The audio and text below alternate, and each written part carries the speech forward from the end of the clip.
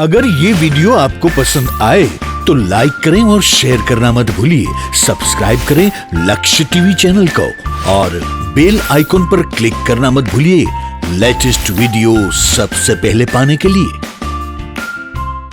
હું વિનંતી કરીશ પોતાના વિચારો રજૂ કરવા માટે માન્ય શ્રી રાજેશભાઈ ધોળકિયાને એમને પણ આપણે જોરદાર તાળીઓથી વધાવી લઈએ।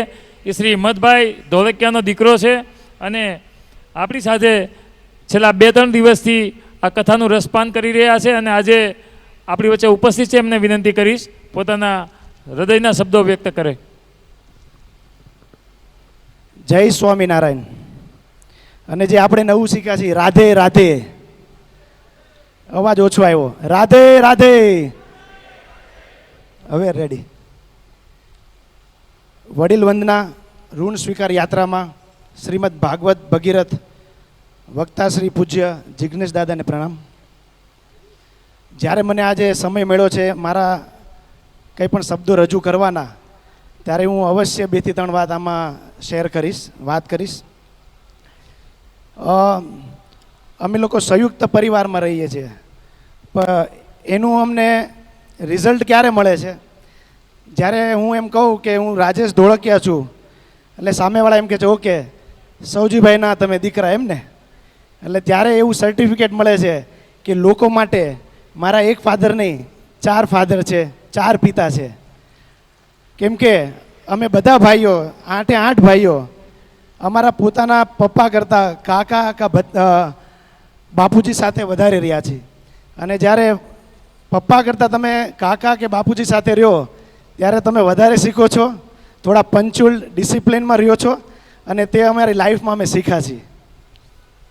એટલે સંયુક્ત પરિવારનું અમે આમાં ખૂબ અમને એમાં જાણવા મળ્યું છે અને શીખવા મળ્યું છે ને એનો અમને દર વખતે ફાયદો થાય છે। બીજી વાત હું અવશ્ય કરીશ કે વ્યસન મુક્તિની વાત આવે ત્યારે પણ ધોળકિયા પરિવારને લોકો જરૂર યાદ કરે છે। અમે એવું માનીએ છીએ કે ધોળકિયા પરિવાર વ્યસનમાં 100% મુક્ત છે।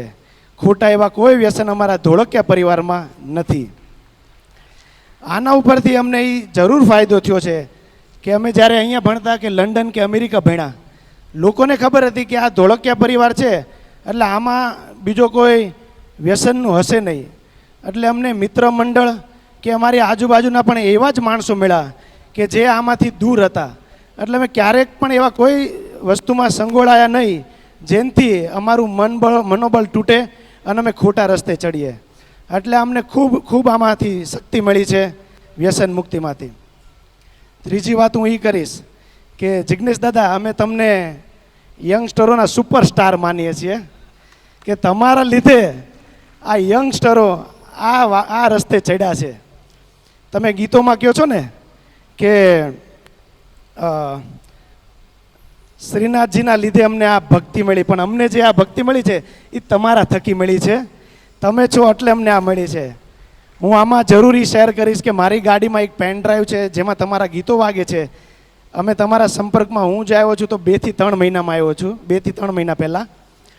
તો ઘણા લોકો મારી ગાડીમાં બેસે ને ત્યારે જિગ્નેશ દાદાના ગીતો વાગતા હોય તો લોકો આમ શક થઈ જાય કે યાર આ હિન્દી અને ઇંગ્લિશમાંથી આ ભગવાનના ગીતો ક્યાંથી આવ્યા? મેં કીધું ભાઈ તું આ ગીત સાંભળ, તને પણ ખબર પડશે કે આમાં કેટલો પાવર છે અને કેવી મજા આવે છે।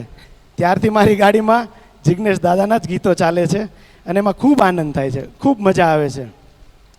અને કાલનું એક ઘટના હું આમાં પણ વાત કરીશ કે ગંગા કિનારે જ્યારે અમે કાલે ગયા અને મારાથી પણ યંગ જેમ કે રૂવિન, દ્રવ્ય ને તે લોકોએ હિત છે તે લોકોએ જે ગંગા સ્નાન કર્યું, ડૂબકી મારી, પિન્ટુએ પણ મારી, 500, 1000, 1100, 1200, 1400 ખૂબ શક્તિ આપી તે લોકોને અને તે ડૂબકીથી આપણને બધાને પાર કરી દીધા। તે માટે તેમનો પણ ખૂબ આભાર। સૌથી અગત્યની વાત, હવે વડીલોને અમે આમંત્રણ તો આપ્યું, પણ આમંત્રણ આપીને તે લોકો અહીંયા આવ્યા અને અમારામાં જોડાયા, જેથી અમે સ્વીકારી શક્યા, તે બદલ તેમનો પણ ખૂબ આભાર। જય હિન્દ, જય ભારત સાથે મારી અહીંયા વક્તવ્ય પૂરું કરું છું। જય સ્વામિનારાયણ, રાધે રાધે। अगर ये वीडियो आपको पसंद आया हो तो लाइक करें और शेयर करना मत भूलिए। सब्सक्राइब करें लक्ष्य टीवी चैनल को, हाँ, और बेल आइकॉन पर क्लिक करना मत भूलिएगा लेटेस्ट वीडियो सबसे पहले पाने के लिए।